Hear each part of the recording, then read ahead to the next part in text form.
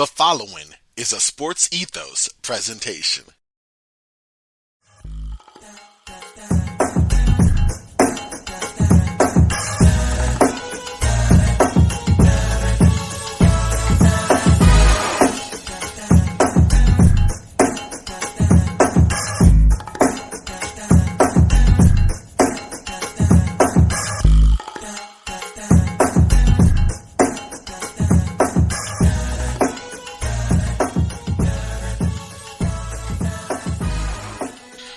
Yo, welcome to another episode of the Roundball Ramble podcast. I'm your host, Corbin Ford. You can follow me on Twitter at CorbinNBA. This is a Sports Ethos presentation, so check out Sports Ethos on Twitter at Sports Ethos Online, sportsethos.com. This is Monday, June the 13th, and listen, ladies and gentlemen, we have a treat today. This would normally be time for, another mock draft. Mock Draft 2.0. Remember last week we did Mock Draft 1.0. We mocked the entire first round completely from my perspective, just my thoughts on who should go where, just my general feelings. It was a lot of Corbin, a lot of mock draft, but a lot of Corbin, right? Doing the entire first round, all 30 teams. Well, today we got something special. We don't just have me. I was fortunate enough to be part of a very cool group of Sports Ethos contributors across the entire spectrum here. We had David Williams and Isaac Simpson from the Sports Ethos Grizzlies podcast. We had David Bagel from the Birds Rights podcast. I've worked with him before. He's been on my show as well. We had Will Harris from the All Rookie podcast, literally covering rookies and prospects. And we had Rhett Bauer, who's not only a writer for Sports Ethos, but also a contributor for 8 Points, 9 Seconds, Indiana Pacers site. So all of us teamed up, and not only did we do the first round, we did the entire first and second round. The entire draft we mocked here. And so I'm about to present that for y'all right now. A lot of fun, deep dive, all of the picks, some hot takes, some good debate. I hope y'all enjoy it. But without further ado, check out Mock Draft 2.0. Since I was a part of it, we're going to share the love. It's going on the Roundball Ramble Mock Draft. Be sure to follow for the rest of the week. Some NBA finals coverage, some off-season content. We have more going on here, so definitely make sure to sit back, relax, and enjoy this. Until next time, y'all. The next time you hear my voice, I am Frosty. Y'all stay frosty, and I will talk to y'all real soon. All right, y'all, get ready for Mock Draft 2.0 coming at you right now.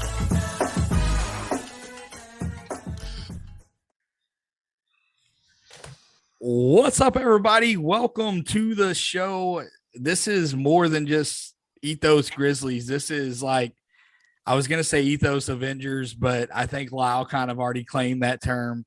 We got a whole squad here with us tonight. There's 6 of us from, Corbin is with Roundball Ramble here at Sports Ethos.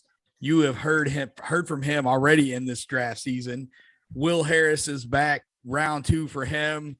We got Rhett Bauer. Rhett is going to be our resident Indiana Pacer. I don't know where I was going with that, but that's not where it was. I'm stumbling with it. But Rhett is our Pacers guy. He hosts our Dynasty basketball podcast, Punt Intended. We got Mr. Stephen Miguel, and are you going to unmute your mic and talk to us, Stephen? No, yes, I'm going to mute it so you can't. Stephen is our front office guy. He hosts the Bird Rights podcast, and we couldn't do draft stuff without my guy Isaac. How's everybody doing tonight? Cannot complain. Yeah, I'm good, man. I'm just ready for this Chet Holmgren draft, man. You know how that is. Oh yeah, I'm chilling. I'm excited. I'm ready to shock some picks and react to some. It's gonna be great. We've got. I was doing good. I was doing good until you introduced everyone's podcast except for mine. Thanks. Will does the All Rookie podcast. Will, you were the most recent one on the show. If they don't know what show you're doing, man, I apologize.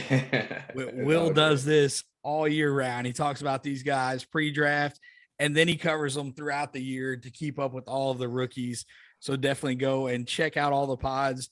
So we got everybody together. We're going to do a mock draft, both rounds, 1 through not 60. I was going to say 61 through 58 this year. We're going to start with pick 1. We're going to do it in a fantasy style draft, and the fact that we're doing it snake style. So 1 through 6, and then we're going to reverse the order. and just see how it goes. You may hear some crazy stuff. Will is probably going to take somebody from UC Santa Barbara at Boston or something in the first round. It's going to be crazy. I guarantee it. The order is going to be Corbin's going to lead us off. He's going to start with Orlando. Steven's got OKC. Isaac has Houston. Will has Sacramento at 4. I have the Pistons at 5. Rhett has the Pacers at 6. And then we run it back. So, Corbin, you are officially on the clock for the Orlando Magic. Number 1 overall pick. Who are the Magic taking? Whew. I mean, here we go. With the first pick, the Orlando Magic, we are taking, you've heard it, you've seen it, mock drafts mostly all over, Jabari Smith Jr. out of Auburn. That is the number 1 pick. I think he's one of the more dynamic scorers in this year's draft. One of the best shooters easily, like his length, like what he brings in the defensive end. I think he is an Orlando Magic type fit. And I think he's going to really help the guard succeed because he's a perfect bailout option, whether it's Jalen Suggs or Cole Anthony. So we are going with Jabari Smith Jr. That is an easy number 1 pick from him. Steven, number 2, OKC. Where are you going, man? I'm going to go with Chet Holmgren, center from Gonzaga. There are some concerns about his frame, but OKC does like those long kind of guys that are great on the defensive ends. He can shoot a little bit, which is something OKC could definitely utilize. And they definitely need a big man. So I think he's best player available. And I also think that he is, he makes the most sense with everyone on the board at number 2. I like the pairing with him and Giddey. Obviously they have SGA, so that's another great player. But I just feel like you saw a lot of Chet's 3-point shooting come as a trailer on the break this year.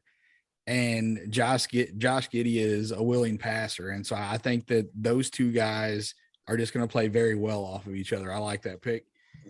Now we are to the Houston Rockets. Isaac, who you got for the Rockets at 3? This is a no-brainer. I know. Yeah, man.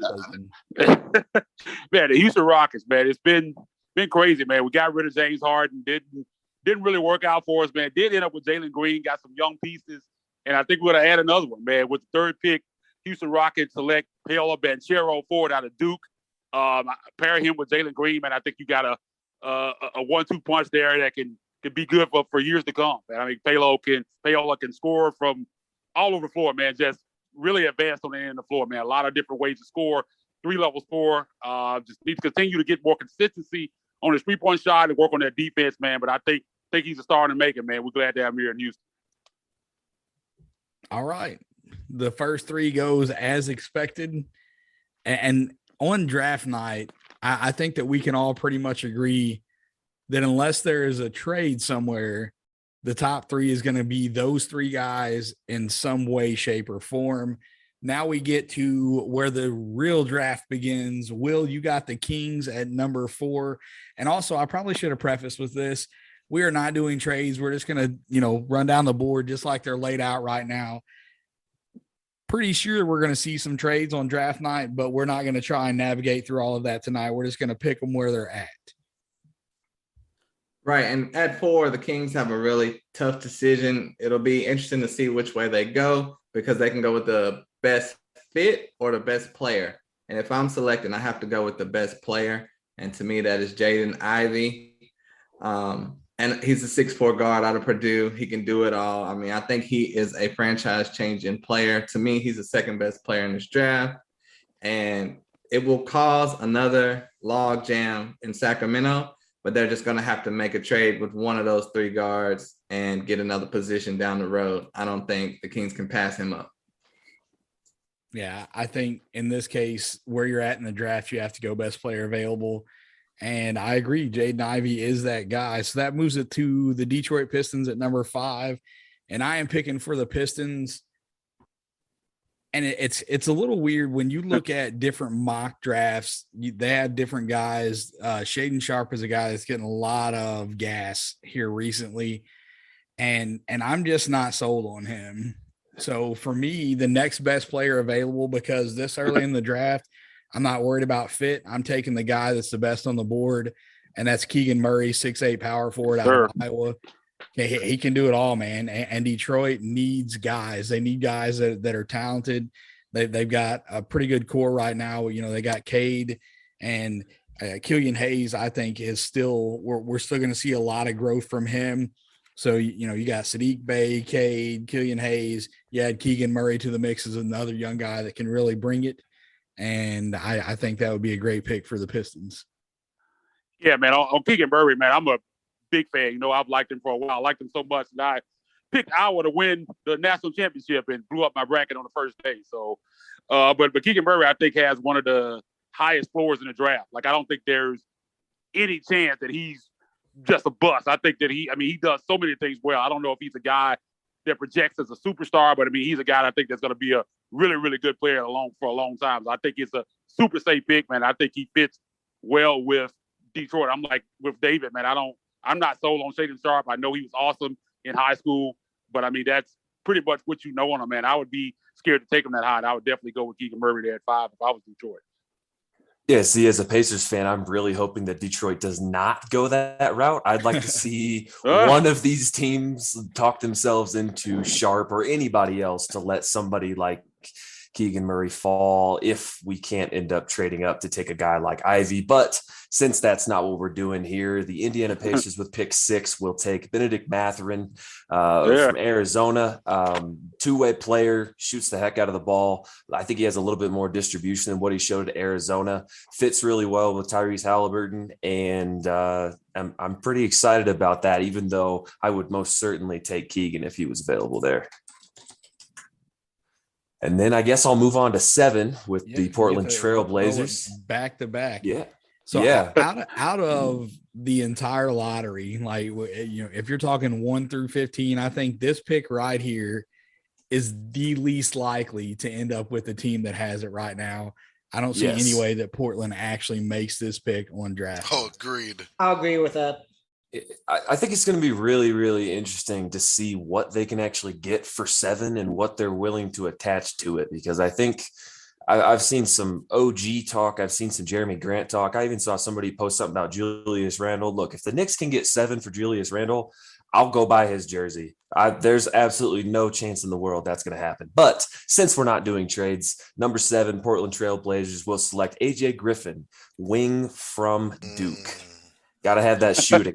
Got to have the wings. You know, Portland doesn't have any wings out there.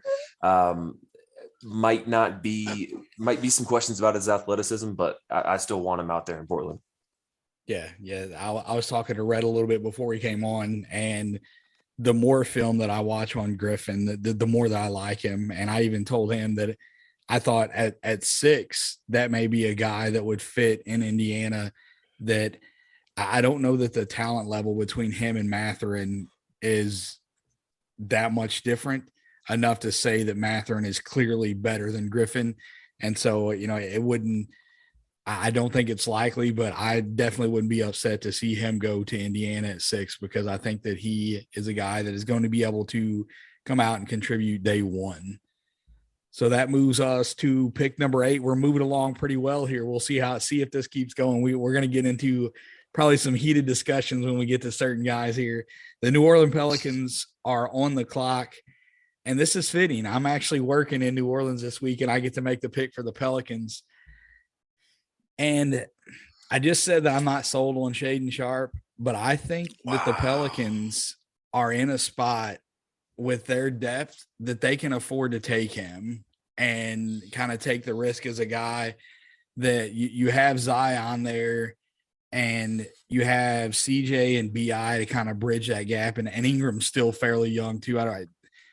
Does anybody know what's he in? Is he like 25? 25? Yeah. I knew he was 25. Yeah. So, you've got a guy in Sharpe that they can take time to develop him. I think that they're in a position they don't necessarily have to go after a guy that's producing this year, because they have quite a bit of depth. There's not a lot of guys leaving that roster. So I'm going to go Shaedon Sharpe for the Pelicans at 8. That's good. It's funny. I just checked just now to double check. He will be 25 for all intents and purposes by the time this whole thing is done, but he actually is still 24. Crazy. Okay. I'm just shocked by the age of it, but okay, yeah. I wasn't. I knew that he wasn't past 26, I thought he was 25 but I didn't know easy. exactly where he was at. So moving on. Oh, no, I didn't know he was still – yeah, I get you. Yeah. No, pick number 9 goes to the San Antonio Spurs, and that is Will Harris. Will, who you got at number 9 for the Spurs? Well, for me, the Spurs have a logjam of guards, so it makes it a little tougher. So I'm trying to fit forward in there for them. I hate that Benedict Mathurin is off the board.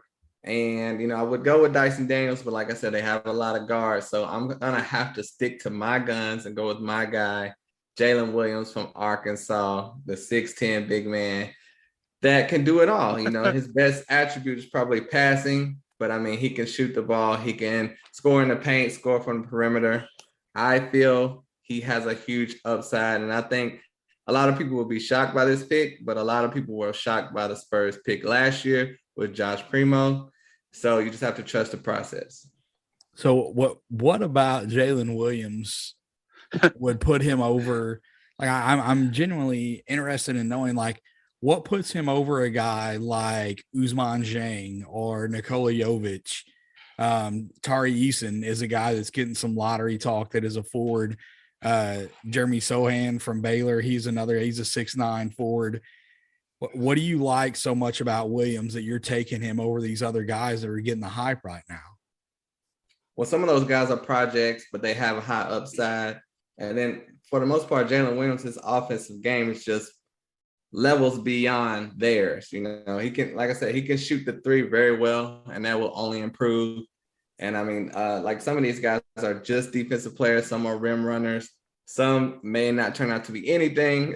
I'm not going to call any names, but I feel Jalen Williams has great potential to be a star in this league. If I'm the Spurs, there's no chance I'm passing on Sohan. You got that man Chip over there in San Antonio. Turn him into a shooter. Be nasty. Sohan, no, I don't see it. Yep. What y'all see in Sohan, I see in Jalen Williams. Wow. First shock of the draft. And listen, it wouldn't be surprising to see the Spurs take somebody that you're not expecting there, because I don't remember seeing a single person last year project Primo to go to them that early. So the Spurs are all about if they believe that that's their guy, they're going to go out and they're going to take their guy. So I don't know. I'm not convinced that they're going to say Jalen Williams. I don't think they're calling him on draft night, but it wouldn't surprise me to see them go outside of the box and take somebody that they like that's not necessarily up as high as what you expect them to be. Yeah, I could see Dean go there. I could definitely see that. Seems like a San Antonio Spurs pick. They're always there to outsmart you, kind of front office. Almost every time they make a pick, you kind of surprised with who they're taking. I was a big Primo guy, and I had no idea, didn't see him going that early, man. But they pulled the trigger on him, man. So I'm with you, man. I wouldn't be surprised to see them kind of think outside the box at all. That's kind of their MO. So, Isaac, that puts you on the clock. Number 10, the Washington Wizards. Who are you going with for them? Yeah, man, the Washington Wizards, man, they're a team they just need talent, just need better players to try to, because I think they have right now, they just have a lot of guys that don't necessarily fit. They're just still trying to figure out what they want to do. So right here with the 10th pick, the Washington Wizards are going to take Dyson Daniels, point guard wing out of G League Ignite, 6'7", 200 pounds, man, versatile ball handler, man, can play 1-2, probably even some 3 and some small ball lineups, can really pass the basketball, unselfish, good rebounder for a guy's size, versatile defender with really good instincts on that side of the floor, man, gets steals, active, guy that I think has some shooting potential. I think he can shoot better, because you got to look at those guys in the G League. For some reason, man, none of those guys have good numbers. You look at him or Jaden Hardy, all these guys, 3-point percentages in the 20s. David and I have talked a lot about that on the podcast, about not kind of looking at those numbers as the end-all be-all. Because, you got young guys coming into the G League against grown men. They're trying to showcase themselves. It's kind of a weird dynamic. But I think Dyson Daniels is going to be a really good player in this league, man. Like I said, versatile, guard multiple positions and play multiple positions. And I think he'll fit really well with the Washington Wizards, man. So we're riding with Dyson Daniels here. All right. I didn't fear he was going to be on the board much longer. Steven, moving on to you, sir. Number 11, the New York Knicks. So as the Knicks, I actually wanted Dyson Daniels just because of the need of a point guard. So I suppose I'm going to go with Johnny Davis here. I suppose a combo guard, but more of a shooting guard from Wisconsin. Pretty good defender, mid-range king. I suppose they're doubling down on guys who could, get buckets, having him play alongside RJ Barrett. But, there's no real point guard on the board that I love, and that's the Knicks' biggest need. So I'm just going to go with the guy that fits best, and that would be Johnny Davis. Yeah, I like it, man. I think that RJ Barrett is a guy that can be the initiator on offense, and getting guys that can play off the ball and get buckets is something that would benefit that team.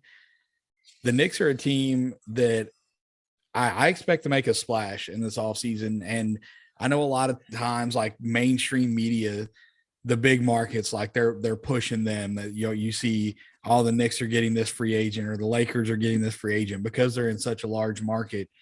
But I think the Knicks have got to kind of make that turn to where teams have adapted to Julius Randle. I think you got to turn the reins of this team over to RJ Barrett and start getting pieces around him that are going to enhance his game. And a guy like Johnny Davis would be a great fit there. Yeah, and RJ Barrett's still his rookie extension, so they're most likely going to pay him to, be the guy. Yeah, 100%. Corbin, you are back on the clock. The Oklahoma City get its second pick inside the lottery here. Yeah. I mean, I really was not that Johnny Davis is going to go to the Thunder, but I really want to be the pick of Johnny Davis. So shout out to you, Steven, and also I hate you. But no, I'm kidding. No, joking aside, I think for the Oklahoma City Thunder, you got a guy now in Chet Holmgren who, I think at best is going to be power forward for at least the initial, like the start, if not the majority of his career, unless we see him really bulking up and, playing more of the five. So I want a bigger kind of prospect to play with him. Someone who can kind of man the five, someone who's shown some intriguing skills beyond just screen and roll, even though he needs more time to really grow into that. Well, guess what? In Oklahoma City, time is in spades over there. So I'm going to go with the 12th pick and draft Jalen Duren. Oh, man. Yeah, I'm sorry, Isaac. I know we're taking Jalen Duren out of Memphis. Like the dude, I'm a big Duren fan. Isaac, I imagine you are too. So I'm gonna let you take some talking. Yeah, but I just love what he brings to the table. The dude's only 18, built like an Adonis. Showed some passing chops that will only grow. Showed a bit of a jumper that I wish he would not show as much. But the fact that he's willing to take it so young, get some NBA shooting coaches there, see what happens there. Yeah, I'm gonna let Isaac go on and speak some. But I like Jalen Duren there as a perfect match alongside Chet Holmgren in Oklahoma City. So yeah, definitely. Isaac, before you go, this show is going to air across a number of different podcasts. We talked about Corbin's Roundball Ramble. Steven has the Bird Rights podcast, and then Will, I can't even remember the name of his podcast, but he has one as well. I'm kidding. I love you, Will. Will's podcast, All Rookie Podcast. So the Grizzlies fans that are listening to this podcast, they're already aware that Isaac covers the Tigers. He covers the Memphis Tigers for Rivals. For those of you that are not aware, you are now. Isaac is he's a writer that covers the Tigers for Rivals. And so he's going to have a lot of insight on anybody that played in Memphis. Yeah, man, Jalen Duren, I definitely had eyes on him for my next pick. But as Corbin said, man, I mean, he's just so much potential, so much to like, man. He plays, gives you 110% every night. That's one thing you like about him. NBA body, no doubt about that. Really finish around the rim. I think rim protection, I think, will translate day one. I think he'll be able to rebound. I mean, just to me, man, just the upside is just off the charts. I think the one thing that he needs to work on when he's not dunking and finishing at the rim, I think that non-dunk finishes at the rim. I think the touch isn't fantastic. That's still kind of the developing part of his game, the post game, the footwork. Still needs to work on that, man. But as far as just coming in the league, being a rim runner, a guy that can catch lobs, a guy that's going to rebound and play defense for you, he's going to be there day one. And you talk about his jump shot. His form is not broken. I mean, you can look back to high school, man. He even knocked down some threes on a high school level. So, and he took a few jumpers at Memphis. Didn't take a lot of them, but there were times where it looked pretty good. So I definitely think there's some shooting upside there. So I think he's a tremendous pick. I mean, there's been a lot of talk about him, Jalen Duren, and versus Mark Williams and Duke. And I think between the two, there's some people, especially a lot of people outside of Memphis, that like Williams more. I think the upside of Duren is higher than Williams. I think initially Mark Williams might first year might have be a little bit better because I think Durant still has room to grow. But I think if you're looking and projecting forward, I think Durant is definitely the guy that you want between the two. All right, Corbin. Yeah. Don't go anywhere. Stay on the clock. You are up Yes, sir. next. Pick number 13, the Charlotte Hornets. And you know Yep, Charlotte's mad because they need a big man, and you just took probably the best big man on the board right in front of them. So who are you taking at 13 for the Hornets? You know, I totally did, but I'm the gift that keeps on giving, except I give you the second best big man, I think. With the 13th pick, the Charlotte Hornets are going to draft Mark Williams out of Duke. And listen, like, I agree with everything Isaac said as far as like what Williams will flash out the gate compared to Durant, just because Williams is 2 years older. Definitely more of a much, like, I would say more defined role. There's not really a whole lot of studio space there. You know what I mean? He's not going to take any jump shots. He's not going to take any passes he can't make. You know, he's going to, set solid screens, protect the rim, and finish at the top. And I think that that's exactly what Charlotte needs. They just need some adequate big man play, period. That isn't a Plumlee brother. And I think they're going to get that, a Plumlee brother or a Zeller. A Zeller. There we go. Zeller. Thank you. A Zeller or Plumlee brother. Let's move on. Let's diversify our attack at the 5. I think you got a guy in Mark Williams who will grow really well with LaMelo and these other young guys they got over there. All right, fair enough. Steven, we are back on the clock for you, sir. The Cleveland Cavaliers at pick number 14. And this is an interesting one. The Cavaliers kind of turned a corner last year. They were struggling. They ran out of gas at the end of the year, but they looked good. JB Bickerstaff, former Grizzlies coach, doing a great job with that young team up there. What would you say the number one need for this team is? And who are you taking, Steven? Well, I think most people know, Jared Allen made the All-Star team this year, and they just drafted Evan Mobley. So big men, they're covered. Guards, obviously, Darius Garland also made the All-Star team this year. Not sure what they do with Colin Sexton, but they did trade for Karis LeVert to kind of take over that Sexton type role that they had. So they are pretty covered on the guards. So with that said, I definitely think they do need like a defensive-minded wing first. And the guy I have actually fits that bill perfectly. I'm going to take Jeremy Sohan from Baylor. Sohan is a guy who I actually thought was going to be like this year's version of Scotty Barnes, because, Barnes is a much better prospect than Sohan is. But in regard to like a points forward type guy who could pass and defend but can't really shoot, so they have offensive limitations because of that. But it doesn't seem like Sohan's getting that same kind of, rise that Scotty Barnes did, where he ended up going 4th overall. So I have him number 6 on my board. So I do think that is great value for Cleveland at number 14. So not only is he number 6 on my board, but he also, really fits what they need. Fair enough. That's that. I don't know that I've seen anybody that's had him that high on their board, but that's, I love that about this. When you're watching film, nobody's going to see it the same. Like you can have 10 guys watch a prospect and they're all going to pick out something different. There's going to be certain things that just pop off and they're going to list those things, but there's going to be something different from each of those 10 people. And so, I don't know. I don't have a big board. I don't watch enough film throughout the year to really truly do a big board. So I leave that to the guys that spend more time studying these draft prospects. But I love it. Like the pick there. I think that's a good fit for the Cavaliers. Kind of gives them a guy. I think he's going to be versatile. He can guard multiple positions and fill a need. So that gets us back to the Hornets, pick number 15. They've got Mark Williams already in this draft. Isaac was looking at Jalen Duren. He's gone. Isaac, who are you taking at 15 for the Hornets right now? And what is your thought process behind that? Yeah, well, we got our center. I think that's kind of the biggest need for the Hornets. Got Mark Williams here a couple picks ago. He was second pick here in the draft. And I don't necessarily know if this is a great fit. You have Gordon Hayward and you have Kelly Oubre Jr. there. I don't know if those are guys that stop you from drafting anybody, but New Orleans, the Hornets, we're going to take. They're not. Osmani Dieng out of from the New Zealand Breakers. I think a guy that probably one of the biggest upside plays in the draft. I think you look at the numbers, and the numbers don't stand out at you, but you just look at visually the length, the athleticism. A guy who has a lot of room to grow. I mean, I think look at his frame, he can put on weight.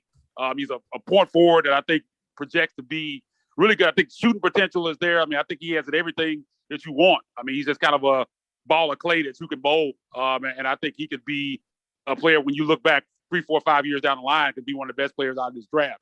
And at this point, I'm just taking who I believe will be a really good player down the line, man. So we're going to go with Gene for the New Zealand Breakers. All right, fair enough. Number 16, the Atlanta Hawks. We're back to our all-rookie podcast host, Mr. Will Harris, who took probably the shock of the draft so far in Jalen Williams at number 9 to the Spurs. Mm-hmm. Will, who you got queued up for the Hawks at 16, man? Well, for the Hawks, I mean, I think they will be ecstatic to see this guy still on the board. Malachi Branham, to me, he's my 6th ranked player in this league, in this draft. I love him, love his size, 6'5" guard from Ohio State, 14 points per game, 41% from 3. I mean, he's a tremendous shooter. He can do everything offensively that you'd want to see on the court. And I mean, he has a little bit, he reminds me a little bit of a younger Ray Allen. A lot of people say he reminds him of Chris Middleton. Either way, that's a steal for Atlanta if he falls to that spot. And I think Atlanta really needs a shooting guard, an upgrade at shooting guard. And I think he can fill that slot given a little bit of time. I think, like, to me, Atlanta's biggest need would be somebody outside of Trae Young that can go and get buckets, right? Like, I think you would like to think that Bogdanovich is going to be that guy for them. He's hadn't been able to stay healthy, but outside of Trae Young, they don't have a lot of guys that can go out and really get their own bucket. And I think that Branham can definitely do that for them. I like the pick. I like somebody that's on the board over him to do that, but I understand taking him there. Definitely like the age thing. So the 17, that puts me on the clock for the Houston Rockets. And since Will was kind enough to leave him on the board, I'm going to take Agbaji out of Kansas, the best player on a national championship team, that the only reason he is staying on the board this late is because he's 22 years old, not 19. So great pickup for the Rockets. That gives them, you got Kevin Porter Jr. at the point guard, Jalen Green, Agbaji. I think you could probably play him at the 3 safely, and another guy that can go out and get buckets for him. Oh, don't you worry about it, David. He wouldn't have been on the clock past my 2 picks. That's a good one for Houston. I think getting more of, like, not really, I don't want to say like an adult presence in the room, but somebody that's going to go in there and do what they need to do and can fit into a bunch of different spots is kind of what Houston needs right now. But what the Chicago Bulls need is a forward. And gosh darn it, there's one on the board. Tari Eason out of LSU is going to be a Chicago Bull. Extremely excited about this for the Bulls. They have Patrick Williams. They need more because once Patrick Williams went out, they just didn't have other options. It was DeMar DeRozan at the 4, and defensively, that's just not going to work. So Tari Eason to Chicago at 18. And then I guess I'll roll into 19 with Minnesota. We've got a core of Anthony Edwards, Jaden McDaniels, and Karl Anthony Towns with a notable exclusion of D'Angelo Russell. He is not a part of the core. And I don't really know what Minnesota needs in a group like that. So I think I'm just going to go with somebody who I think can play pretty much everywhere in that regard. And I think I'm going to go with Ty Washington, somebody who can play next to Ant and not have to worry about taking too many shots like a lot of the other guys on my board at this spot. That's funny because he reminds me a little bit of D'Angelo Russell. Yeah, it's not bad. Yeah. But, I think he was Kentucky's best player in certain stretches. And once he went out, it was kind of ugly. He didn't really come back well for the tournament, but I think he's got some upside as a point guard, like an actual point guard rather than more just like a combo. So. All right. So moving on, pick number 20 goes to the Spurs, and I am back on the clock. And, the Spurs have a lot of guards. Looks like pick number 9. We talked about like the biggest shock of the draft so far of Will taking Jalen Williams there.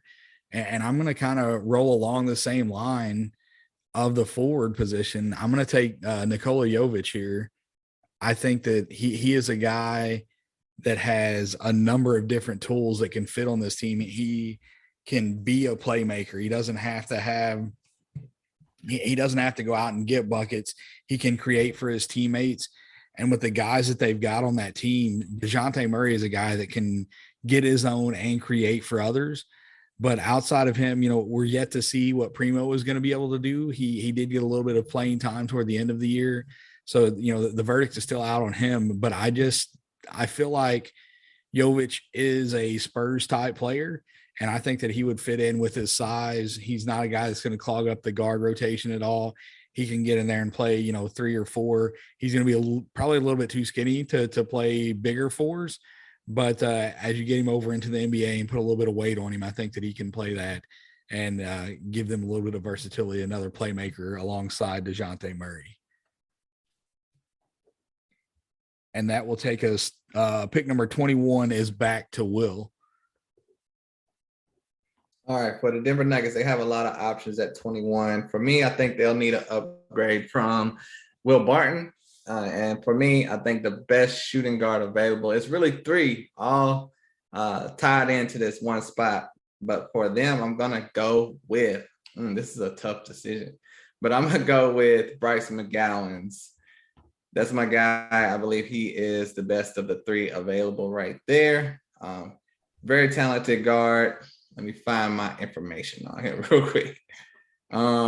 Yes, 6'6" guard from Nebraska, averaged 17 points per game. His only knock is probably he shot 27% from 3, but he's still developing. I think he's gonna get a little bigger and he'll be a little bit better with Denver. They worked in Bones Highland a little slowly, and I think they'll do the same thing for Bryce McGowan, and he has the potential to come in and be a starter on the Nuggets. All right. Pick number 22 is the Memphis Grizzlies. And I'm super glad this worked out this way. Isaac and I cover the Grizzlies. He gets to make the pick at 22. I get to make the pick at 29. Isaac, who do you like at 22 for the Memphis Grizzlies? Yeah, man, excited to make the pick for the Grizzlies. And Grizzlies are a team that really don't have a lot of minutes for any rookies to come in, man. You got 3 picks, 22, 29, and 47. So they're a team that can afford to wait on players, even though the player that I'm about to pick is not a guy that I think that you need to wait on, because he's a guy that I think can contribute immediately, and it's going to be Jalen Williams out of Santa Clara, 6'6", forward, 7'2" wingspan, a guy with some point forward potential, can really make plays, can really shoot the basketball, good defender. I mean, really, you look at it, he really doesn't have a weakness. I mean, he's a guy that can do it all. Can do a little bit of everything for you. And I think he's a guy that can contribute day one. Now, whether that's going to happen with the Grizzlies, I don't know. But I'm just looking at best player available, and I'm hoping that this is the way the draft plays out in real life, because when I look at 22, I have a list of guys that I like, and he sits right there on top of that list of potential guys that could be there at 22. I don't think he's going to make it to 22, but if he does, I think the Grizzlies would be happy to be there, and I'd be super happy if that's the guy they end up with.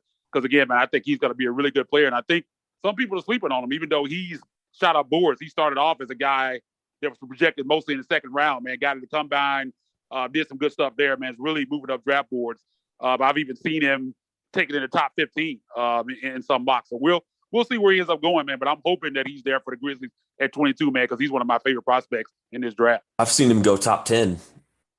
Yeah, I mean, he's really jumped up. I was listening to a podcast earlier today, and they had a former NBA executive, like a front office guy, on the show.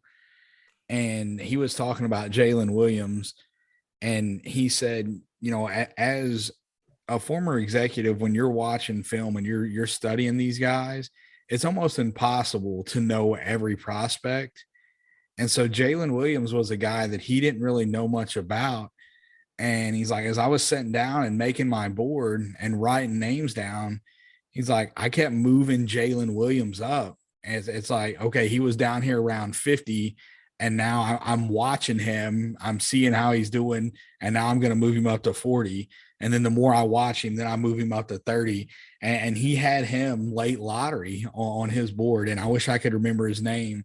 But I drove for 7.5 hours and listened to 7.5 hours of podcast So Oh, wow. I cannot tell you his name right now. Do you know what team he was on? He formerly worked with the Pelicans. I was it my goddamn Purcell? Man, I can't say for sure. I don't want Oh, to okay, put because a he's name been on on it. yeah. I worked with him in summer league last year, and actually this year, in fact, too. And he was on like a bunch of NBA draft podcasts, like No Ceilings podcasts and stuff, over the last week or so. He gave some takes that I had me looking up like it was William Harris talking to me. So that's why I was making sure. Shout out to you know I love you, but that's what I was thinking. I think it might be him. He's the only Pelicans guy I know going around right now. But what you said, I think I was in the same one because it reminded me, David. Okay. All right. That's so cool. we're back to our guy, Steven, with the Bird Rights podcast. Pick number 23 for the Philadelphia 76ers. Steven, what do they need and who do you like, sir? Okay, so as a Sixers fan, this is kind of a hold on. You're a Sixers fan? Who invited this guy on the show? I knew that was coming. You can't start with that, Steve. It says a Lakers fan. Steven, we appreciate you coming on. This will be your last appearance on the show. So make this one good. Oh, wow. I'm kidding, okay. Of course. I suppose the Sixers, again, like I just said with the Cavs, they definitely need some wing help. Danny Green, torn ACL. He's not going to be back with the team next year. He has a non-guaranteed deal. So, I mean, they have Matisse Thybulle and, I don't know, Furkan Korkmaz as the only two wings on the roster. And Thybulle, I mean, he's fallen out of favor due to his offensive limitations. So I suppose the best thing to do is to give them a wing. So I'm looking at Marjan Beauchamp from G League Ignites. Similar player to Thybulle. He's a little bit better offensively, but has same thing, still some offensive limitations. But figure they do end up trading Thybulle. You know, he is kind of somewhat of a clean replacement. Okay. I think his offense is significantly better than Thybulle. Oh, yeah, I think definitely. that, defensively, he's not.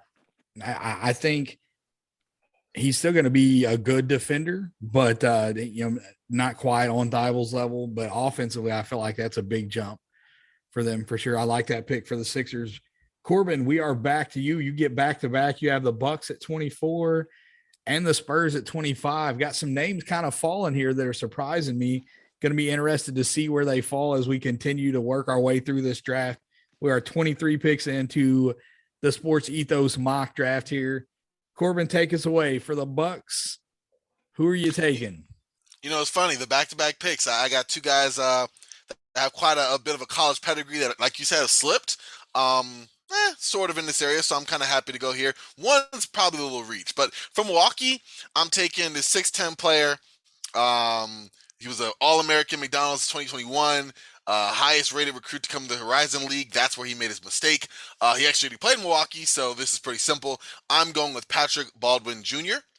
I think that Milwaukee definitely could use some more shooting help. Additional scoring help. The upside on Patrick Baldwin is real, primarily because he did not go to a powerhouse like Duke, but instead chose to play for his dad, which, for a family story, if this was a Disney film or a Lifetime movie, my heart would be warm, but it's real life, and it went horribly. He got injured 11 games in. His team was one of the worst to play.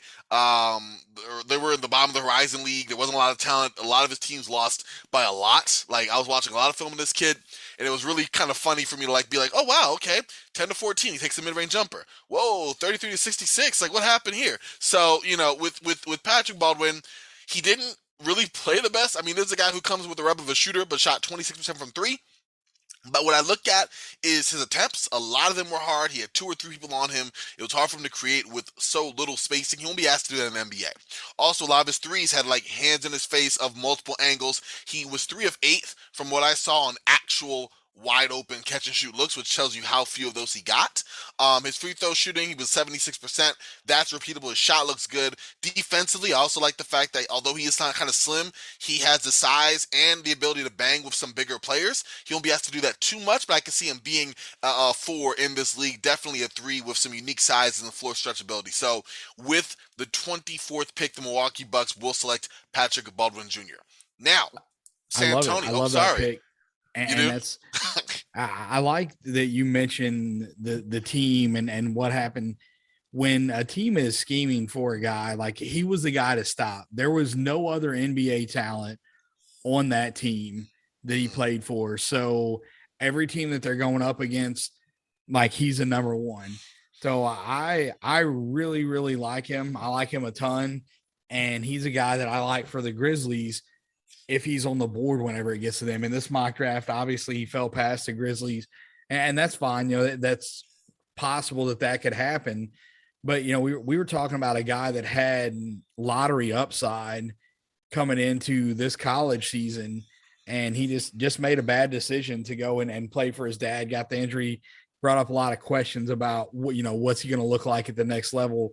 But I think that the quality of players around you makes a difference as well. And going to Milwaukee, he's not necessarily going to have to be productive day one. So that's a huge plus for him as well. Dope, definitely. And then with the San Antonio Spurs drafting 25th, I'm going to have them grab Trevor Keels out of Duke. I think that you look at San Antonio, there's a lot of guards, a lot of situations. Well, Lonnie Walker is a restricted free agent.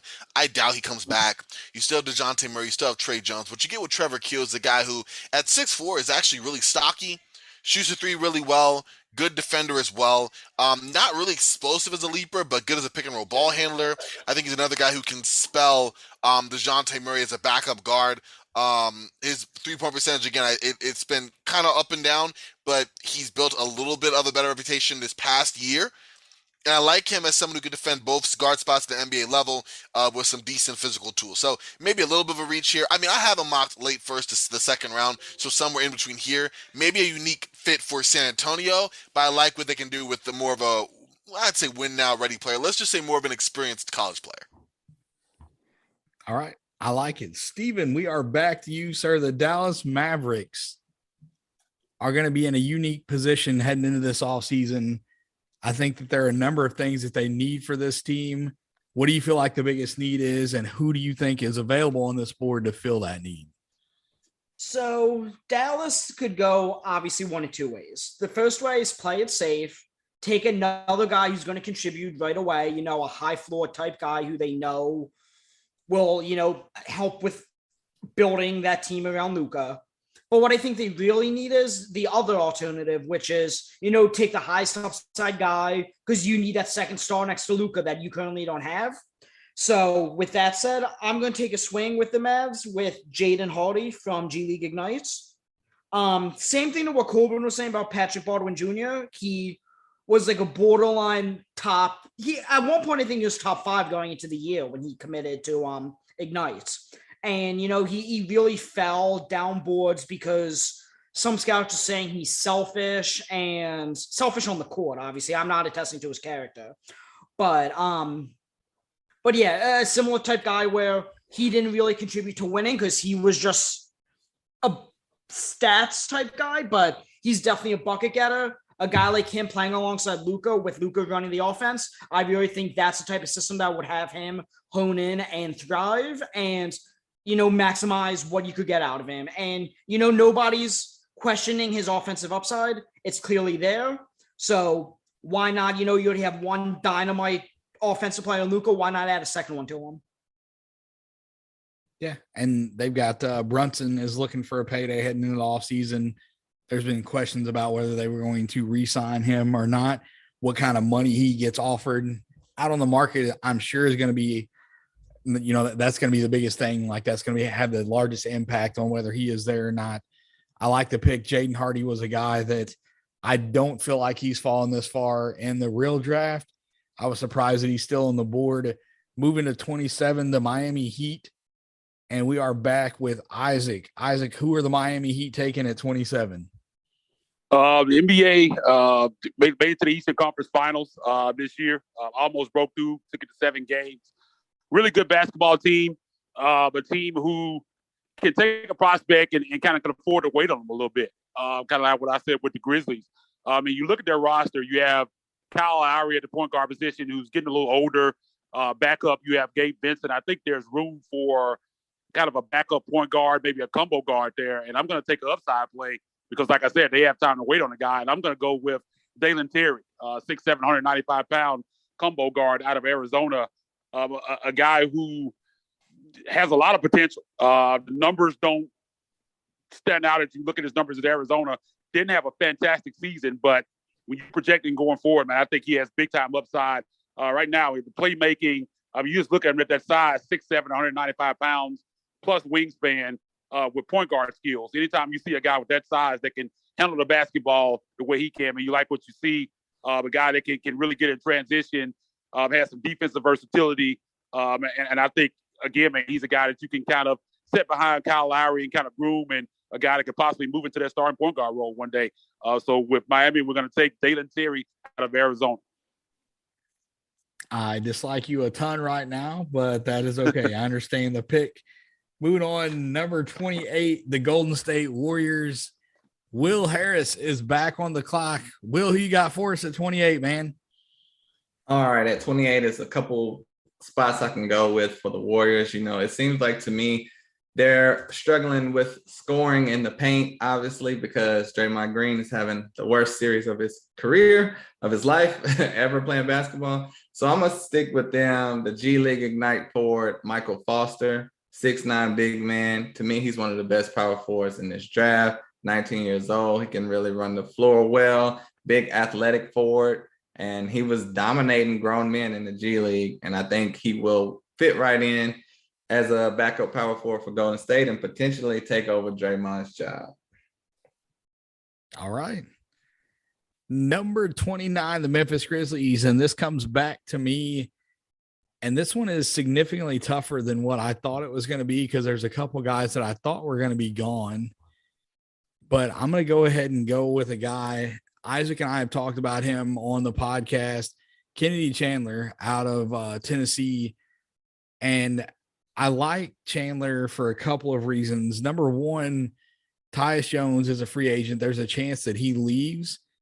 But even if Tyus Jones doesn't leave, if you sign him to a short contract, if you sign him to a 2-year deal and you draft a guy like Kennedy Chandler with his upside, you can take these couple years that you still have Tyus and develop Chandler while you still have him on a rookie deal, and Tyus can move on after that 2 years and Chandler can step right in. And I think it would be a hand in glove type fit.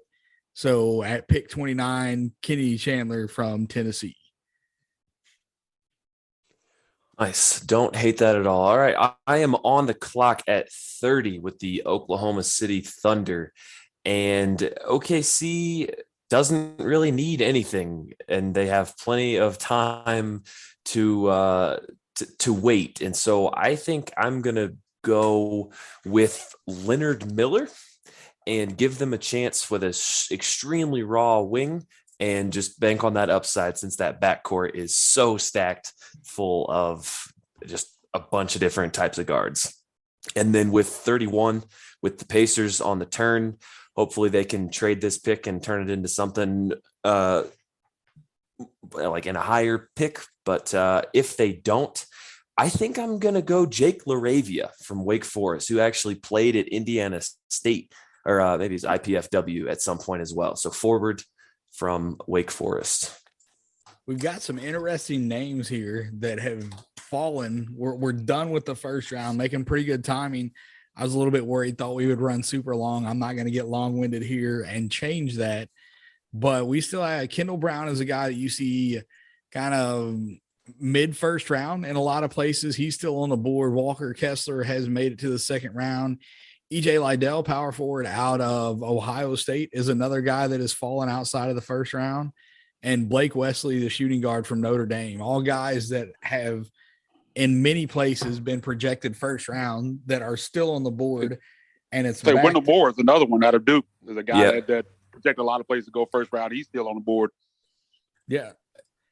To be fair, I would have taken Wesley. If the Pacers get Keegan or another forward earlier in the draft, then Wesley for sure goes off the board at 31 here. But with Halliburton, Duarte, Mathurin, Brogdon still there, Buddy Hield still there, TJ McConnell still there. There's just way too many guards. Had to take a forward. Yeah, I also would have liked EJ Liddell in Minnesota. I know we were talking about someone who slipped. I liked who he picked Yep. though. But also, I'm just gonna share a foible of my own. I took Trevor Keels when I was thinking Wendell Moore. So there you go with that. Haha, funnies. But yeah, I like the fact there's gonna be some interesting picks in the second round. I'm looking at my numbers. I'm like, wait a second, he's not on the board. I took him. I'm like, oh no, I didn't. So here we are. Yeah, I thought Jaden Hardy had been taken. I would have took him earlier. So I slipped up on that one. I'm going to take, so I'm on the clock next at 32 with Orlando. And I'm going to take one of the guys that I just mentioned. I'm going to take Kendall Brown. And there's some definite questions about Kendall Brown and his game. Where is he going to fit? Is he going to be a wing? Is he going to be a four? Just what's going to happen with him. But a guy that has gotten a ton of lottery, just a lot of buzz around him is Tari Eason. And where these two guys are projected, I'm not buying Tari Eason. Like I've seen him go as high as like 8 or 9. And I would much rather have Kendall Brown like toward the middle part or the end of the first round than to take Tari Eason that early. Tari is a far better athlete. He's a lot more explosive, but he's extremely limited. Tari Eason, I'm not even sure if the man can spell left, because he cannot do anything but go right. NBA defenses are going to know that. And I don't think that he's athletic enough to be able to overcome that. So I don't know that you're going to see him be that productive at the NBA level. I was having that conversation a little bit earlier with a few other guys, and they weren't liking that. And that's fine. Like I don't disagree that Eason has the tools to be a first round talent. I just don't feel like his floor is very high. I think that there's a good chance that he can bust, because if he doesn't figure out how to use his left hand, he's going to get ate up at the NBA level. Yeah, I was going to say it's interesting that you kind of landed on a pick and ended up taking Kendall Brown because of that conversation. Me and David were in another mock draft here. That's a conversation that came up.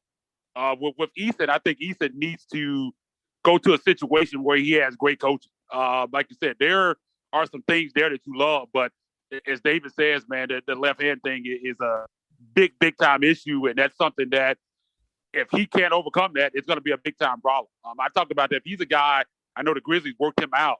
If he fell to 22, I would take him there, but I don't like him like top 10, top 12-ish, 15, kind of where you see him go. I wouldn't take him there, and I think I agree with David. I think Kendall Brown is better value at the top of the second round than Easton is up in the top 15. I think.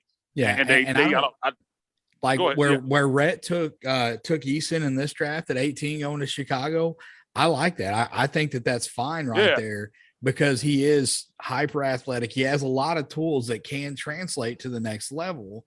And obviously we don't know for sure what a guy is going to be able to do, but to have that big of a handicap and to be projected as high as I've seen him in a lot of mock drafts going up into the lottery, and there are way more. There are 20 more people on this board that I would take over him, and it's crazy to me. I guess I'm just not picking up what they're putting down. We're not seeing the same things. We will move on. Pick number 33. The Toronto Raptors are on the clock, and that is back to our guy Will Harris. Will, who you got for the Raptors? Pick number 33. Well, first, before I get into that, I have to say this. Tari Eason is a much better player than Kendall Brown. I love Kendall Brown, but I think y'all are getting a little nitpicky. Tari Eason is a lock for top 15. Now, for the pick for the Toronto Raptors, I'm gonna go with a guy you may not have heard as well, Jordan Hall, the 6'8" guard from St. Joseph's. To me, he is the closest thing to Cade Cunningham, a little bit of Jason Tatum in this game. Big point forward that can do it all. It's incredible vision, incredible passing, and he can shoot the ball very well. He could have came out last year. He returned for his sophomore season and improved and shot 36% from three. If this was a real draft, I definitely think he's a top 20 player, but he fell to me at this pick, so it's a steal for me, Jordan Hall. 34, Oklahoma City, one of its 743 picks in this draft, back on the clock, and it is back to you, Isaac. Oklahoma City is a team who I mean, they could just pretty much draft anybody. I mean, they're a team that you look at their roster now, and I don't think that's going to be the makeup of their roster when you look 3-4 years down the line. They're just trying to find different guys and find out how they want to build their team and what fits and what guys fit together. So you kind of a blank canvas when you're drafting for them. And I'm going to go with a guy, and I don't want to go with another forward. They just took a forward, so I'm going to go with Max Christie out of Michigan State. A guy who you look at the numbers, and me and David talked about this on our podcast. His 3-point numbers aren't as great as you would like, but I think I'm not worried about that at all. I mean, you got to look at his shooting form. He's a guy I think is going to be a really good shooter at the next level. A much better defender than I thought he was. I'm a big college basketball guy as well. I watched him, and when I started watching film on him, he's a better defender than I thought he was. And I think that's something that I really like about him. I think he's a guy that could actually sneak up into the first round, but a guy constantly moving. You kind of look at those guys in Golden State with Steph, Clay, Jordan Poole. Those guys are always moving around the perimeter. He's a guy that you saw do that a lot at Michigan State, and I think he's a guy that projects as a guy that can really shoot the basketball. He really gets to his spots, can shoot in the mid-range, kind of a 3-level scorer. And again, man, much better defender. I think he needs to put on weight.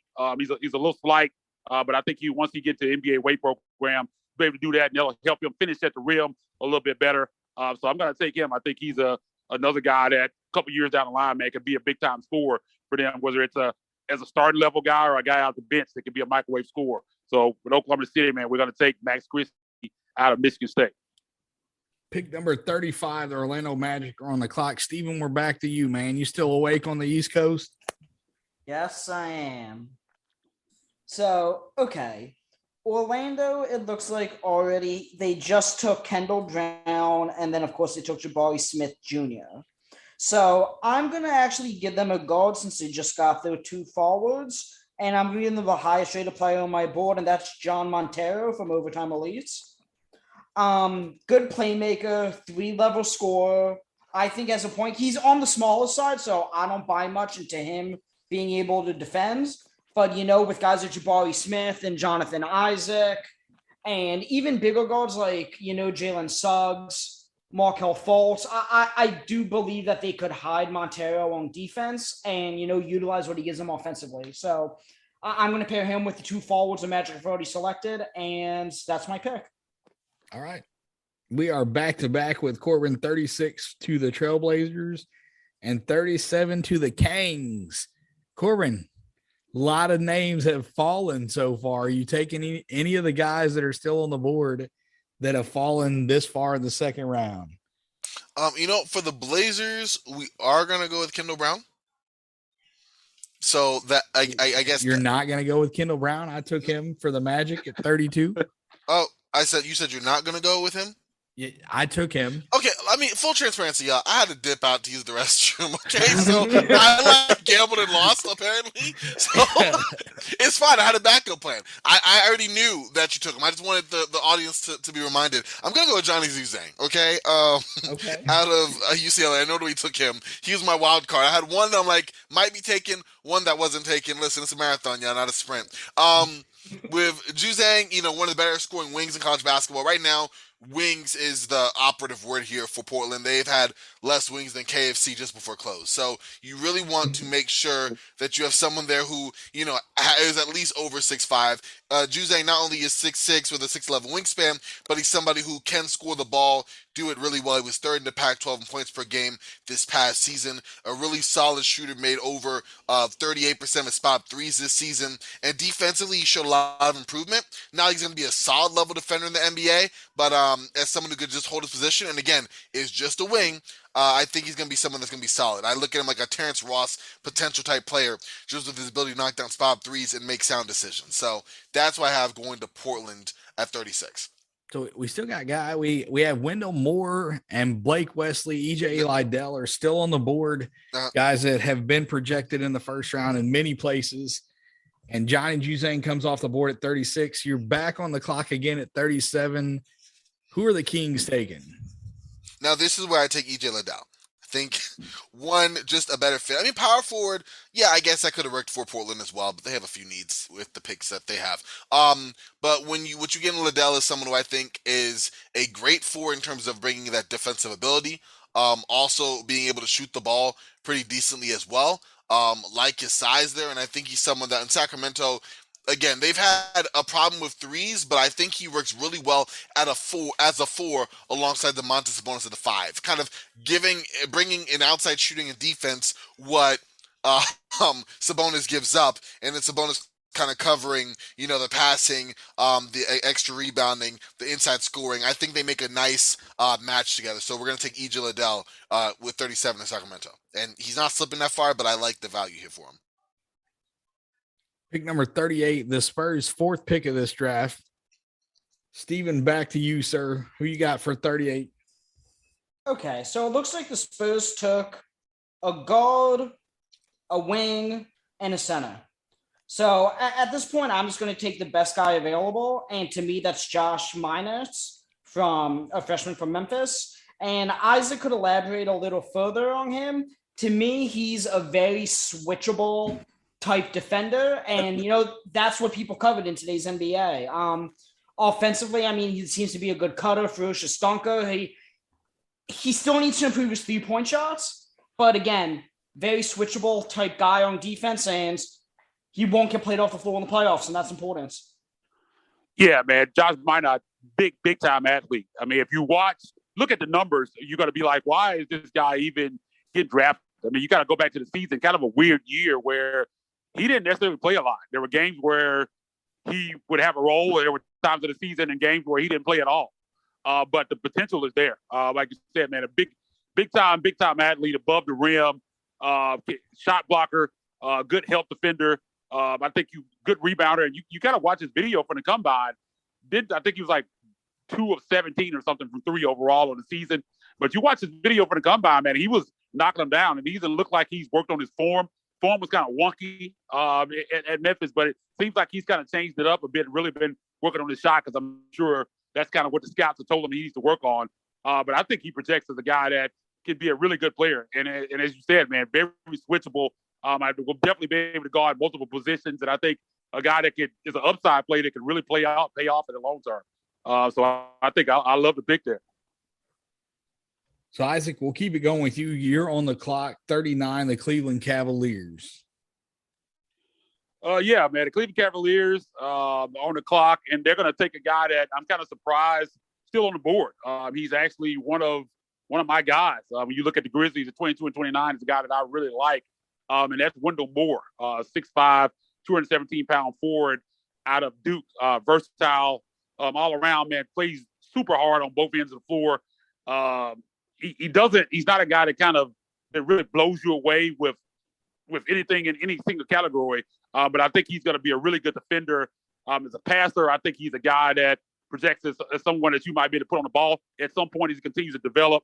I think he can be a lockdown defender on the NBA. I think that's his best attribute, and I think he's one of those type of guys that can fit on any team. I think he's a guy that if you're a really good basketball team, you like to have players like him on the team. I think he's a little older, coming in as a junior, and for some reason, man, NBA just doesn't like juniors and seniors. We've seen here with the Grizzlies, they take these older guys and have some success with them. I don't have any qualms with taking older guys, but I think that's kind of one of the reasons why he's kind of slipped lower, because you look at some of those guys early in the draft, and you just got to talk about this, like a guy like Jalen Williams, and you look at some of these guys that are going up higher in the lottery, and you're wondering why is he not there? And I think it's because he's a junior. And I think Wendell Moore is kind of the same thing. I think that age kind of keeps him down a little bit, but I think he's going to be really solid player, really, really high floor. And I think a steal here in the second round. Yeah, definitely. I would be shocked if he is on the board this late in the draft. Whenever we get to actual draft night, pick number 40, Minnesota Timberwolves. Will, we're back to you, man. All right, Minnesota can go a number of ways. When you're getting to this type of level at the draft, pick 40, a lot of these guys are going to be in the G League most of the season, so I feel you have to take the best player available. And to me, I believe that is Christian Brown. the 6'6" guard from Kansas, averaged 14 points per game, shot 39% from three. He's a junior as well as Wendell, and I think that's why he might get pushed down in this draft. But I mean, honestly, if you look at his tape and you look at the tape from Tyler Hero, you pretty much see the same player in college. So I think the upside is too high to pass up. So I have Minnesota taking Christian Braun. Yeah, I think you're just looking for guys that are going to stick at this point, right? Guys that have one elite tool or maybe two elite tools, are just two good tools that could possibly translate. And to me, I'm glad that you passed on him. I'm actually surprised that you passed on him.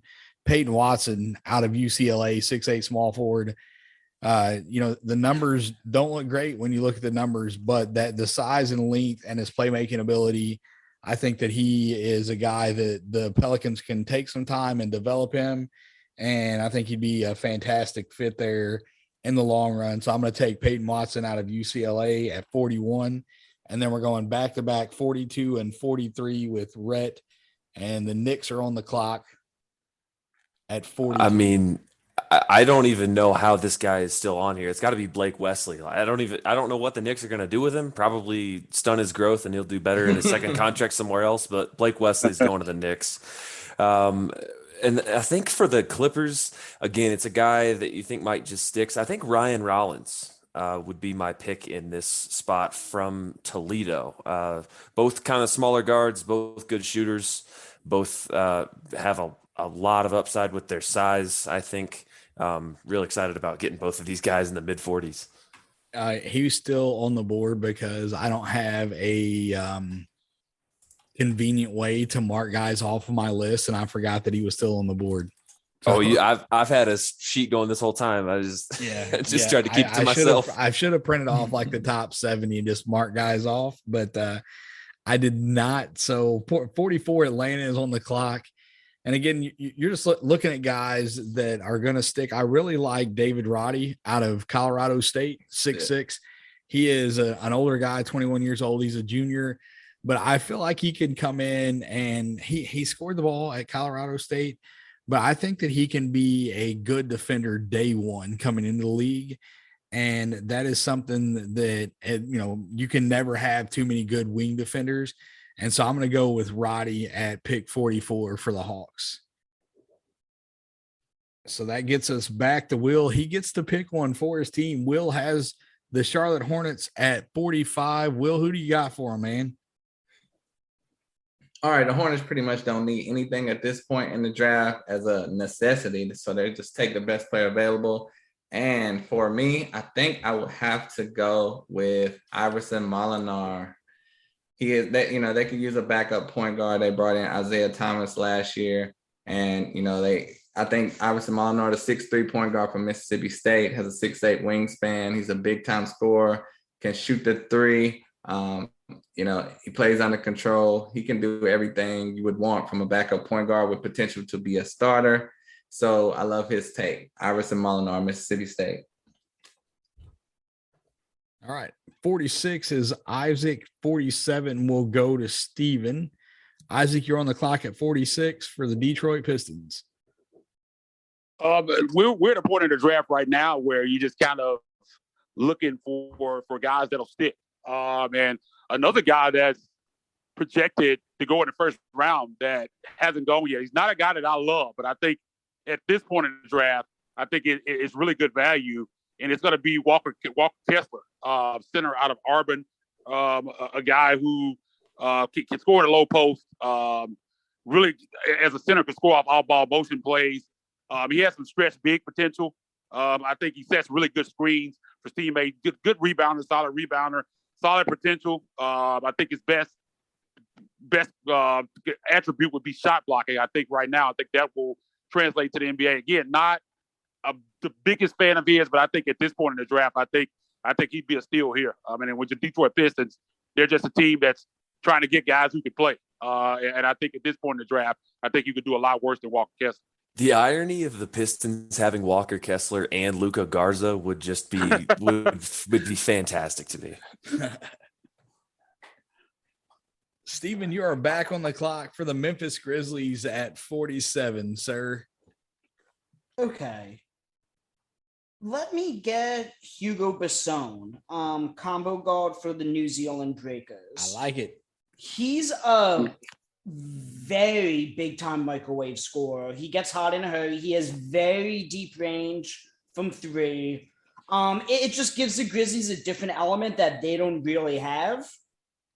And, at the same time, they could have multiple options with him. If Tyus Jones walks and they need a backup point guard, he could he's not really a true point guard, but, he could take some backup guard minutes. Or in the alternative, if the Grizzlies do keep Jones and they already have so many roster spots committed to guys, he's a guy you could stash overseas for another year or two. So it kind of gives him that optionality. And again, he provides something that the Grizzlies don't really have. So that's why I'm going to go with him here. All right. I like it. Corbin, you're on the clock back to back. I feel like you've made every Kings pick. I know that's not right, but it just seems like it. So you're on the clock, 48 Minnesota Timberwolves and then 49 the Sacramento Kings. Who are the best players available at this point in the draft, Corbin? Oh, don't do me like that. There's a few players here that I think are still very solid pieces that are going to be picked. I have an agenda for these two picks, so what I'm about to pick right now are guys that I would have on these teams. But what the heck, they're good players. You know what? I'm going with, and this is kind of he's late second round, but I'm going Scottie Pippen Jr. here. Who was that? Scottie Pippen Jr. Oh yeah, I like him. Yeah. No, I felt bad because I know when David asked me, like, I don't know if he's like one of the best ups on the board, but listen, like he's somebody who's been really one of the more productive scoring guards in college basketball. Mm-hmm. He's been in a tough power conference and he scored a lot of points. Now, mind you, he's been like the guy for Vanderbilt over the last couple of years. He had the highest usage percentage in the SEC. He's someone who is definitely going to want to hold on to the ball, and that's not going to work at the next level because he's not that good, but he led the NCAA in free throws made and free throws attempted this past year. Led the SEC in points per game. Somebody who made 42% of his unguarded catch and shoot threes. He can really shoot the ball and from deep. Good mechanics when his feet are set. And defensively, just like his dad, he has a really good set of physical tools. A nice long wingspan, some good leaping ability, some good lateral quickness. I think he's really solid on ball. His frame's kind of thin, so I don't know if we're really guarding bigger defender, like bigger guards or bigger wings. But in the team concept, I think he's great. For just guards his position, I think he'll be fine as well. And this is a guy who, again, was a prolific scorer in college. Definitely going to adjust his game and become a more consistent shooter. But I see the tools there, and I like the potential fit. All right, taking him on namesake alone. I am. I'll listen to you blow smoke. That's 49 Sacramento Kings. Who you got, man? Oh, if you like that, Junior, wait till you get this one. So, Sacramento, I've been trying to go bigger, been trying to go with wings. I took another guy on his namesake. In fact, the father used to play teammates together. Took Ron Harper Jr., all right, out of Rutgers. Another guy who, it's funny. I feel like these are just, using juniors, but I actually watch a lot of these guys and really enjoy them. I'm actually happy to get the chance to pick for them. I think Ron Harper is someone who, athletically, there's a little bit of issue. There's no eye-popping athleticism there, but he is a guy who can shoot pretty solidly. I love the way he's able to shoot. Made 43% of his threes.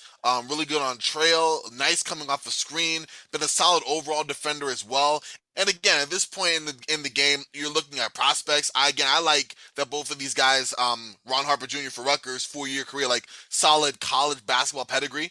And knows how to fit in a team concept. And I think that his skill set fits so well in the NBA, being 6'5", having a nice solid frame, being able to guard multiple positions defensively, and also being a reliable complementary spot-up shooter. So I almost look at him like a better version of a Semi Ojeleye, who, had some minutes on a decent Boston team. So I'm going with the 49th pick from Sacramento. All right. On to pick number 50. We are winding it down. 8 to go. Steven, you are back on the clock. Minnesota Timberwolves.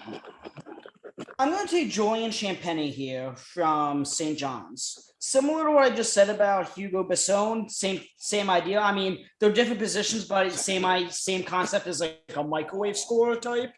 And that's something Minnesota could definitely utilize. He's a bigger body. His, I believe they're twins, but his brother, Justin Champagny was on a two-way on the Raptors this year.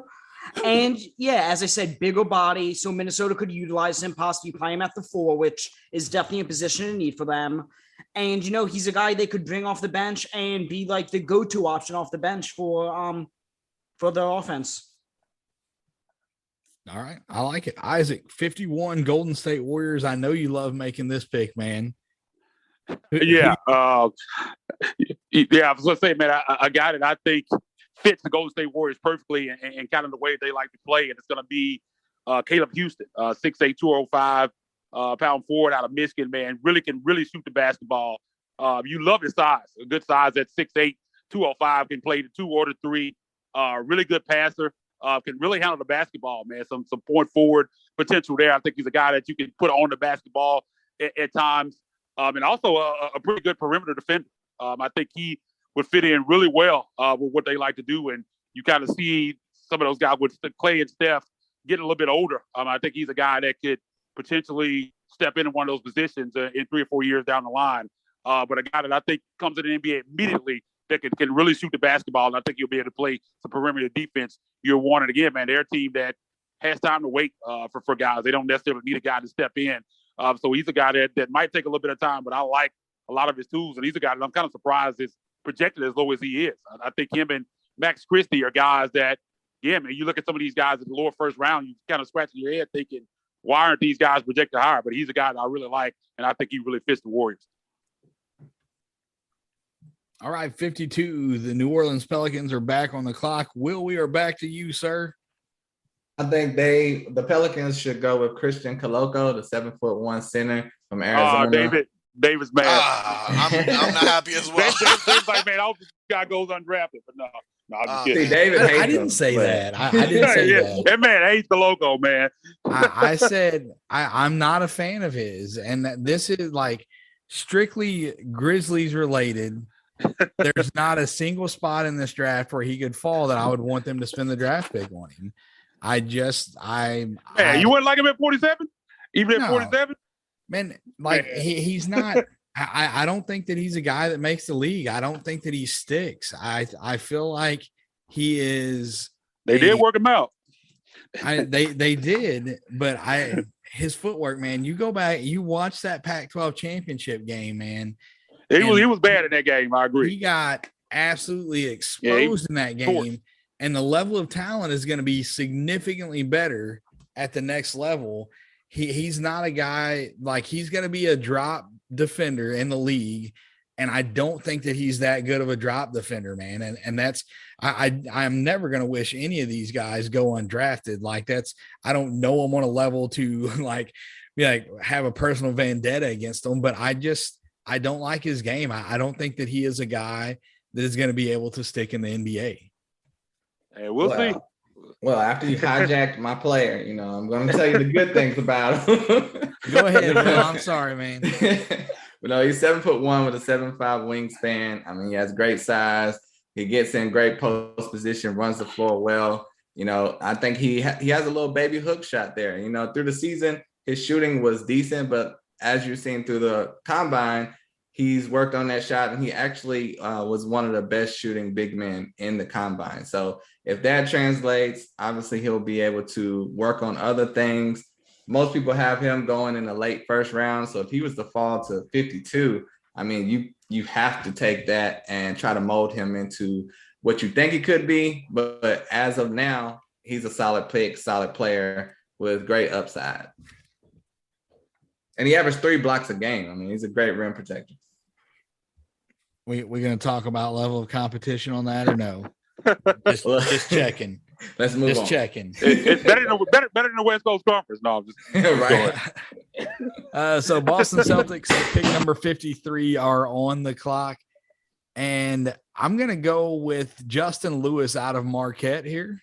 Oh, man. I think that's good value for him at 53. And Boston is not really in a spot where they not that they don't have needs, but Justin Lewis is a guy I think that he could go in and play multiple positions because of his size. Like he's going to be able to defend multiple positions. He's going to be physical. And I think that Boston would be a good fit for him. I don't have anything to add there. Moving on, skipping over 54 and 55 because of tampering. Moving on to the Washington Wizards. There should be rebuilding once they trade Bradley Beal, but instead they're probably going to do something like take Alondes Williams, a point guard from Wake Forest, who is pretty solid, but probably not much upside here at 56, but he could make the league. And then moving on to pick 57, Golden State Warriors. I have them taking Dominique Barlow from the Overtime Elite. Nice. All right. So look, you didn't even give me time. I'm trying to write stuff down. I'm back on the clock with the Cleveland Cavaliers. No, sir. Not messing around these last 5 picks. And they got, they're a team. I'm going to go with Yannick Sosa. He is a guy that he's extremely raw. He's only been playing the game for about 5 years. He gets up and down the floor very well. There's still a lot of stuff that he needs to work on, but on a team that has plenty of big men in front of him, I think that they could take some time and develop him, and he could be a guy that could be a productive bench big for them at the 56/58 pick for the Cleveland Cavaliers. Will, you are back on the clock. Portland Trailblazers, next to last pick, and then Isaac will finish us out. So you killed Christian Koloko and turned around and took Yannick and Sosa. Okay. I'm just Bro, if you want to have okay. this, like, it's late in the second round. It's almost midnight on the East Coast. I know Steven's probably about to drool on his microphone over there. But Sosa is better than Koloko right now, and he's only been playing the game for 5. I don't know about right now. Right now. Sosa can come in the league right now and play defense at a 3 or 4 years down the line, but floor, man. I don't know, man. I don't know about that. Yeah, I don't know. But moving right along, I'm going to go for Portland. I'm going to go with Musa Diabate, the 6'10" power forward from Michigan. He's a player that could have returned to school, but he chose to stay in the draft. So most people think he has a promise to potentially go late first, early second. So to fall to one of the last picks in the draft, I think it's a steal. He's a big man, great athleticism, rim runner, cutter. And if he works on his offense, he could be a true steal. That was Musa Diabate. All right. Number 58, Indiana Pacers. Isaac is going to wrap us up. Yeah, man, the final pick of the draft here, Mr. Irrelevant, as they call it in the NFL draft, with the Indiana Pacers. And I'm going to take a guy who I'm kind of surprised that they're still on the board here, Andrew Nembhard, point guard out of Gonzaga, 6'6", 195. You love his size, just a really, really smart basketball player, high character guy, a skilled playmaker. You kind of talk about Tyus Jones and the Grizzlies. He's a guy that I think could step in day one and play backup point guard. Just excellent in the pick and roll. Doesn't turn the basketball over. Like you said, man, comes from a winning basketball team in Gonzaga. I know David's going to talk about my Chet Holmgren thoughts on that, but I think you get him at pick 60, man. I think you're doing fantastic on him. He's going to round out the draft. I'll take Andrew Nembhard out of Gonzaga. All right. Great draft. I appreciate you guys coming on. We'll run through the first round here real quick, and then I'm going to let everybody tell you where you can find them, and we will get out of here. So pick 1, Orlando Magic, Jabari Smith. Pick 2, Oklahoma City Thunder, Chet Holmgren. Pick 3, Houston. It goes with Paolo Banchero. Pick 4, Will going with the best player on the board, Sacramento Kings. Take Jaden Ivey. Pick 5, Keegan Murray. Pick 6, Indiana goes Ben Mathurin. Pick 7, Portland goes with Griffin. Pick 8, took a little bit of swing at an upside there with Shaden Sharp. Pick 9, Will with the shock of the lottery, taking Jalen Williams out of Arkansas. Pick 10, the Wizards taking Dyson Daniels. Pick 11, we're taking Mr. Davis out of, look, I was about to say the wrong school. I'm trying to get ahead of myself. Johnny Davis out of Wisconsin. Pick 12, Oklahoma City Thunder on the clock again. Took Jalen Duren. Back-to-back big men coming off the board at 12 and 13. 13, the Hornets take Mark Williams out of Duke. Pick 14, we got Jeremy Sohan out of Baylor. 15 is Ousmane Dieng. 16, Malachi Branham. 17 is Ochi Agbaji, and I about butchered his name too. I'm struggling. It's getting late, guys. I apologize. Tari Eason at 18. Minnesota gets Ty Washington at 19. The Spurs take Nikola Jovic at pick number 20. 21 to the Denver Nuggets. Bryce McGowan's 22 to Memphis. Jalen Williams out of Santa Clara. Pick 23. The 76ers get Marjon Beauchamp out of the G League Ignite. Milwaukee Bucks at 24 take PBJ, Patrick Baldwin Jr., my guy. San Antonio Spurs at 25 take Trevor Keels. Dallas Mavericks at 26, Jaden Hardy slipping all the way to 26. Heck of a pick for them. 27, Dalen Terry to the Miami Heat. 28, the Golden State Warriors take Michael Foster from the G League Ignite. 29, Memphis takes Kennedy Chandler out of the University of Tennessee. And to wrap up the first round at pick number 30, Rhett taking some swing at upside with Mr. Leonard Miller. Shout out Canada. Guys, we appreciate you coming on. Who did we lose anybody? Who we got left? We got almost everybody left. Rhett actually had to go. He had to cut out. It was getting late for him as well. Rhett is on Twitter. And again, he hosts our the Sports Ethos Dynasty podcast, Punt Intended. He is at Rhett. Let me get his name as add up here real quick. It's at Rhett, RHETT_Bauer, BAUER on Twitter. Go and follow him. If you are a Dynasty basketball player, he is a must follow on Twitter. Gives you a lot of great information and a great guy about answering questions. We will run it down. Let's go. I'm going to go left to right on my screen. Corbin, let everybody know where they can find you. And then Will's going to follow you up, followed by Steven. And then Isaac will get us out of here. All right. Well, I got to thank you, David, as well as everyone here, Will, Steven, Isaac, Rhett, for doing this whole thing. This is a lot of fun. You can find me on Twitter at CorbinNBA. Check out Roundball Ramble. It's literally a podcast where I ramble about the round ball. So definitely make sure to do that. Part of the Sports Ethos Podcast Network. But again, you can find me on Twitter at CorbinNBA. And it's been a blast. Appreciate it. And I am William Harris at William is Bill. And my podcast is the All Rookie Podcast. Talk about rookies and incoming rookies all year long. If you love it, check it out. And, thank you guys for having me on the pod, even though, I embarrassed y'all with my amazing picks. Yeah. Steven. Yes, you could find me on Twitter at BirdRateSpod. I am the host of Sports Ethos' Bird Rates podcast.